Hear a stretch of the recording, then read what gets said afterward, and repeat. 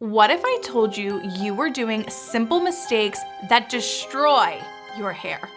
Am I being dramatic? You might think so, but I'm not. We are going over 3 mistakes that do and will destroy the health of your hair that you probably don't think are important, but can make or break your hair. And for the fun of it, I may or may not throw in a bonus tip. Let's go. Not watering your plant. Think of your hair like your favorite plant in your yard or garden. I have beautiful azaleas that line my driveway, and I love my potted crotons.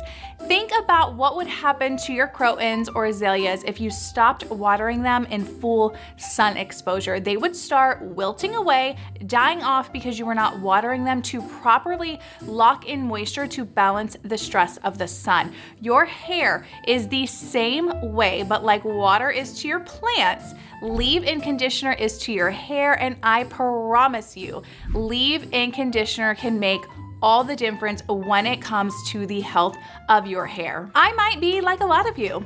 I used to think I was above leave-in conditioner, that it would automatically weigh my hair down, ruining the dreams of volume I had for my hair.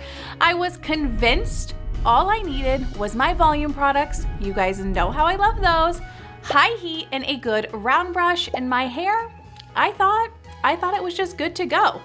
But it turns out that not using a leave-in conditioner actually will catch up to your hair, and before you know it, all the work you put into that good blow dry or maybe even a mask treatment go to waste because you are not locking in the hydration from the water in your shower or the moisture from your shampoo, conditioner, or treatment mask. While using a good shampoo and conditioner set is very important for cleansing your hair, and using a repair treatment weekly is key for extra TLC, not using a leave-in conditioner, it's almost counterproductive to what you are doing in the shower. This would be like buying the top most expensive soil for your plant, thinking that that's all that it needs, as if watering does not go hand in hand for the soil for the life of the plant. I think you're good there, Tons. Leave-in conditioner goes hand in hand with the products that you use in the shower to keep your hair basically blossoming like you want your plant to. I feel like I am all over the place with these analogies. I really want you guys to be able to understand the importance of it. All of these mistakes I'm mentioning today really are so simple. They are things that like you don't think about because they don't show up overnight, the damage on your hair, and then one day you wake up and you're like, what the heck is going on with my hair?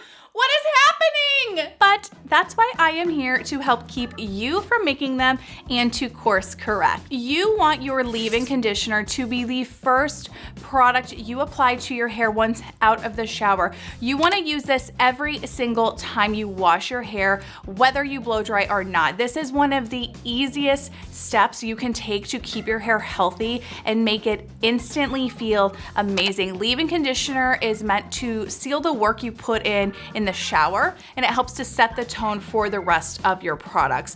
My favorite leave-in typically for fine hair types is Waze leave-in. I find it to be very lightweight while also hydrating, and right now I'm also using Moroccan oils leave-in. It has been a long time since I used this one, but I wanted to compare the difference as far as heaviness goes in fine hair versus the Way. So I will have to keep you guys updated on that, and I want to hear from you all. What are your favorite leave-ins? Share your hair type. What brands have worked for you? I love hearing product suggestions from you guys, or maybe if you have a brand even that you want me to try out, let me know. I love the comment section. I love being able to connect with you all and hearing your responses to the videos. Wilted lettuce. Most of us love the enjoyment of a fresh salad, the crunch of a crouton, the crisp of the lettuce, and the added flavor our dressing gives. But let's think about if you let that salad sit out all day, maybe even all night or longer.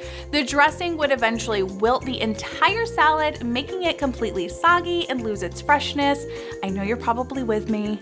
Gross. When it comes to our hair brushes are the salad dressing of this analogy. When you use a brush repeatedly over time and never clean it would be like taking that salad dressing from your wilted lettuce and applying it to your hair. No, not happening. Not happening. Can't do it. I'm sure you guys would have liked to see that, but not happening. Seems pretty dirty, right?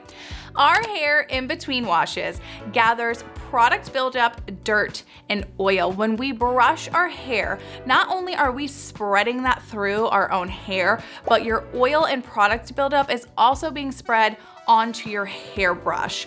What this means is that, like our salad dressing wilting and ruining our salad when left uneaten, our hairbrush, when not frequently cleaned, is actually going to make your hair dirty faster. So what's the big deal then? I thought this video was about hair health, not my hairbrush. This is a big deal because the faster our hair becomes dirty, the sooner we have to either wash it, which can lead to increased oil production. It also causes us to use heat on our hair more than we need in a week, which we all know the effects of heat damage, or B, overusing products like dry shampoo, trying to balance the extra oil to extend our time in between washes.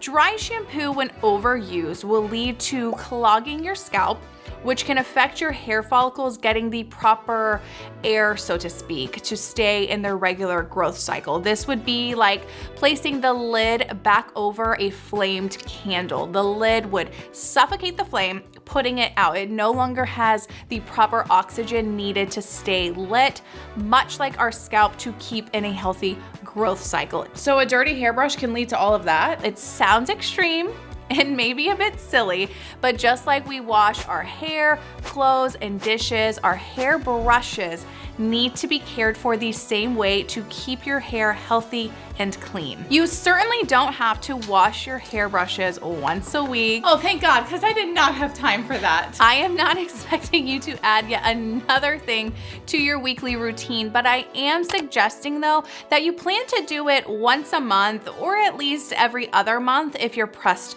for time. Cleaning your brushes is 3 easy and very simple steps. Step 1 is to remove the hair from your brushes. I find using the fine side of your comb to work great to start pushing the hair off of the brush. You may need to go through more than once to get all the hair, but it is easy and you get the point. Step 2 is to soak your brushes. Once the hair has been removed, you can either opt to use a medium to large Tupperware bin or the kitchen sink. I prefer the latter as I don't want to find another place to store something, and if you think it's gross to do it in the sink, just think about all the food and whatnot that goes in your sink to the garbage disposal. You clean it and still use it, you'll be okay. I will plug my sink and fill it up with hot water. Then you'll want to add some classic Dawn dish soap, getting all that grease right off those brushes. You're gonna let them soak 5 to 10 minutes. Step 3 is to use a brush to give your hairbrushes a good scrub. A brush or your brush?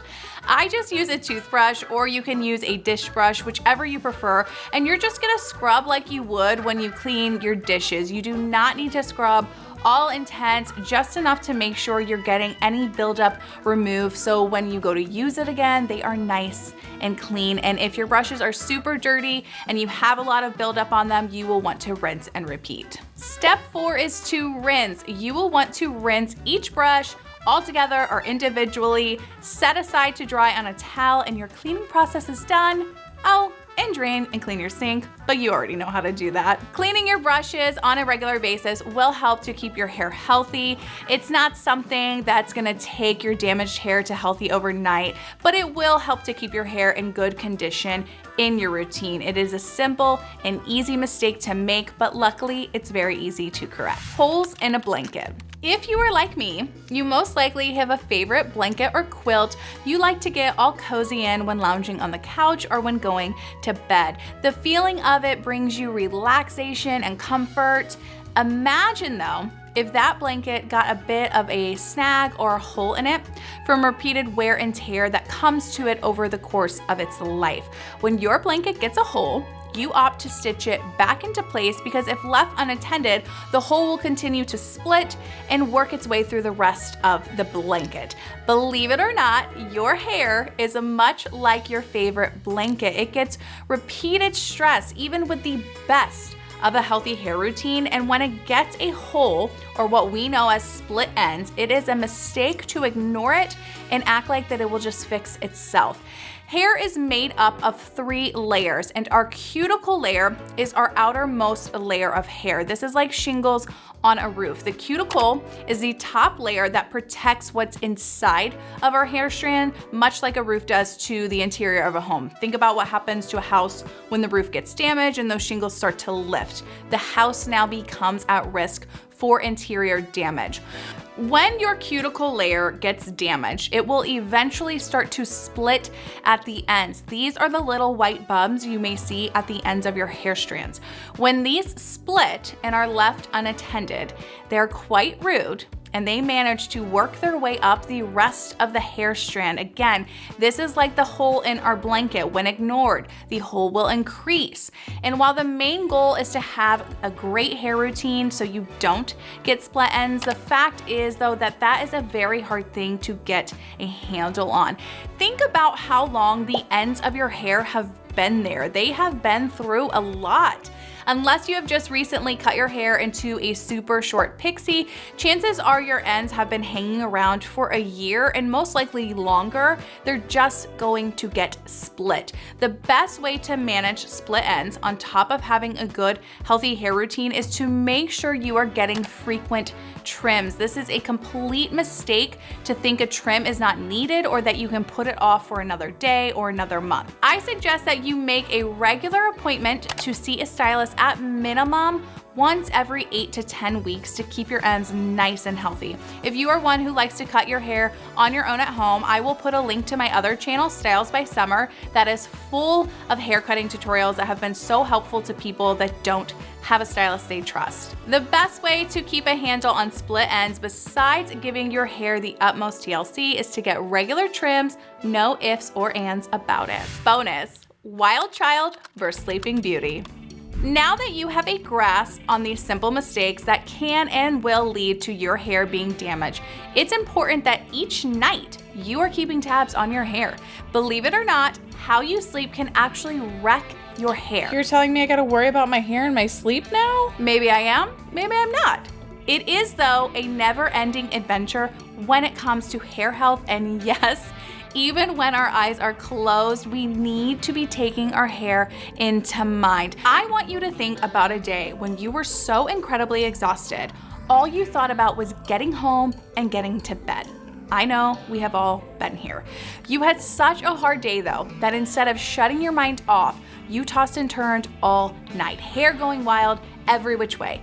You wake to find that you not only got no sleep, but that your hair was left a mess, causing you to have to rush to wash or reshape your hair to look presentable and nice for your day ahead. Not a great way to start the day. You are tired and exhausted, and your hair is getting extra stress from heat that it did not need. Now I want you to think about the lovely night's rest you'll have after watching this video. You have unwound from the day by watching a little YouTube, summer beauty I hope. While you enjoy some chamomile tea, you lay your head onto your pillow to get some shut-eye and wake to find you are not only well rested, but your hair is in much better shape, requiring little effort. Can you spot the difference here?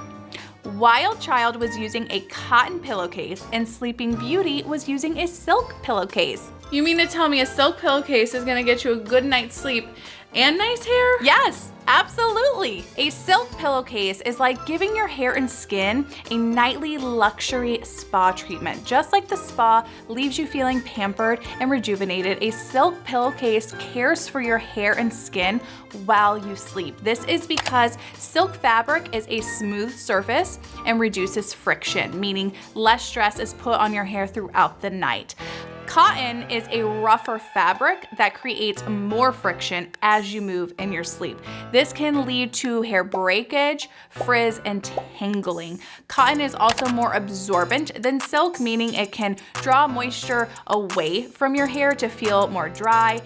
And if I'm just being honest, silk just feels 10 times nicer. As mentioned earlier, it's not something you're gonna notice right away, but it does make a difference, especially if you go from using one to not. It is a great option to help treat your hair while you sleep, and you wanna get one that zips, and I will link the ones I use below in the description. Now that you know these simple mistakes to avoid that really do catch up to destroy your hair, you are going to be left loving your Sleeping Beauty self, having the best dreams ever. If you're like me, you dream about having the thickest hair possible, which I explain how to get in this video right here. Happy hair, happy thick hair, and I'll see you on the next one.